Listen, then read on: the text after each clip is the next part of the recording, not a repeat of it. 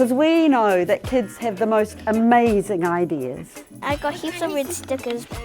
Where's the red felt? Are you two a team, are you? We looked at what was special about Manukau and what was really, really important, and the most important thing that we found was the Puhunui River. When we're thinking about Eastern Viaduct and thinking about Auckland as a city, is to make sure that we're listening to everybody who lives in the city. Oh my gosh, I don't have enough room. Outdoor beanbags are quite nice. I'm going down.